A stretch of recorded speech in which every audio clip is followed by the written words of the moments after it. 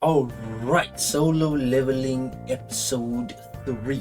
Yes, we're finally here at Episode 3. I was waiting for this last time. Episode 2 was so good. The conclusion of the first 10 chapters were really well put together. They took their time, they didn't rush through it, they didn't cut out things that were supposed to be there. God of High School, I'm looking at you.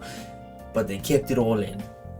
Episode 3, on the other hand, does the exact same thing. Everything that was in the chapters leading on to the first instance dungeon that he goes through, Mono readers know what I'm talking about, which they do show at the end of this episode, eventually. They do show him going into the instance dungeon for the first time. It's just an entrance into it. We're not fully through this dungeon just yet, but it's an introduction to this. It's his first instance dungeon. And the thing that they did great with this episode especially is the soundtrack. Jeez, when you get to this portion of the episode, I'm not going to completely break it down, I'm just giving the best parts of the episode, for me at least, was this. When he's doing the survive challenge, oh my god. Okay, what does this all mean, right? Firstly, I would recommend watching the episode. It's actually really good. The thing is, this is now the proper start of the show, the proper start of Solo Leveling. The previous 2 episodes were sort of a prologue to this point. He survived. If you watched the last episode, you know, my man, he survives.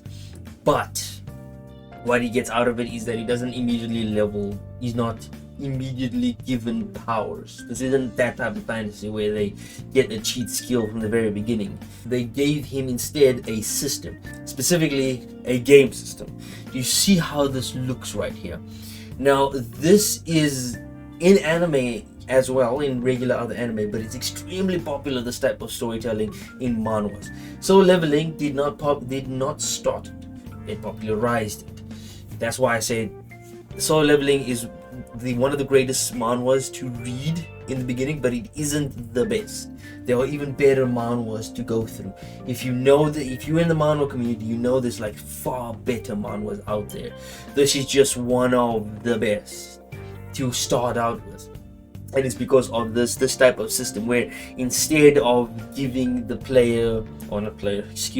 instead of giving the main character a cheat ability in the very beginning of the game or show, my god, I'm talking video games right now. Giving a cheat ability to the main character in the very beginning of the show, instead of doing that, they would rather give him a system that allows him to level up in a world where you can't. So that's one of the coolest ideas they did for the show, and so far in the anime, they pulled it off.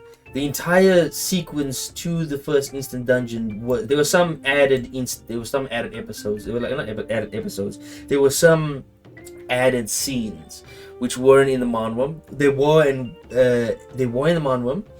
They weren't at the same time. It's difficult to explain, but a lot of this was there. What they cut out, I don't know for sure. I would have to go read the manhwa again and see if they cut out anything. But so far, they don't look. I don't think they have. They're even going at that slow of a pace so that they can fit in as much of the manhwa as possible without having to cut anything out. I hope they don't rush to the end of the first season of the manhwa instead of just going to the halfway point. Please do not rush this. It is perfect as it is. So far, it doesn't look like they need to improve on a lot.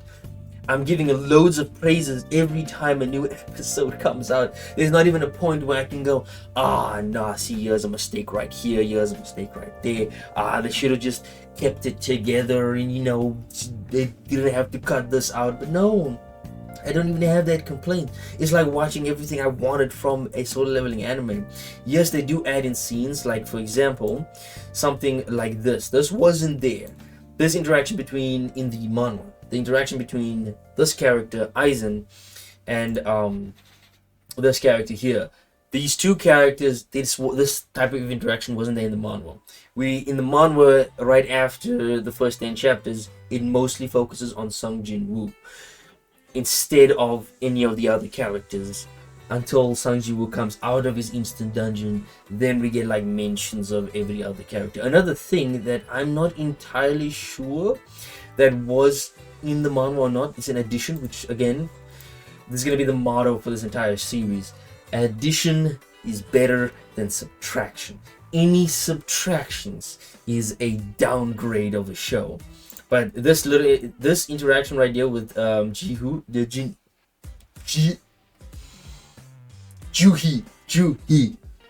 Whoa, I keep forgetting her name. Yeah, Juhi. Juhi, that's her name. Goddamn.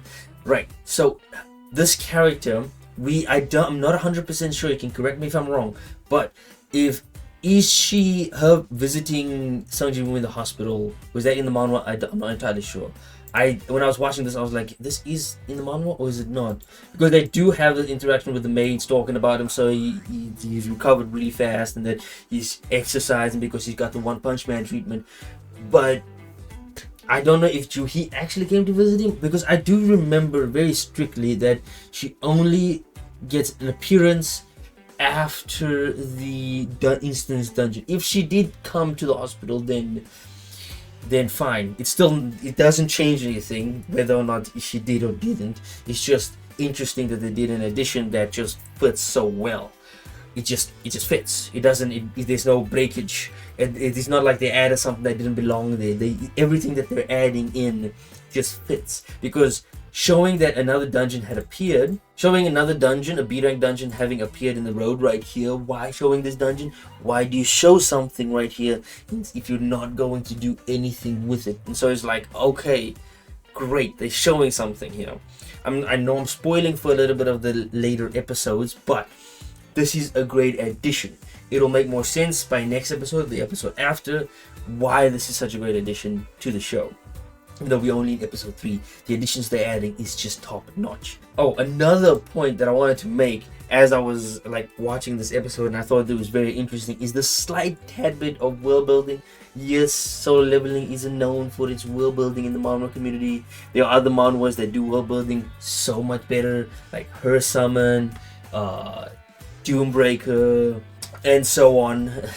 Because there's a lot that actually like do a great length of world building. Her Summon's a great example, great art style as well, and Doombreaker, which does have some great like world building.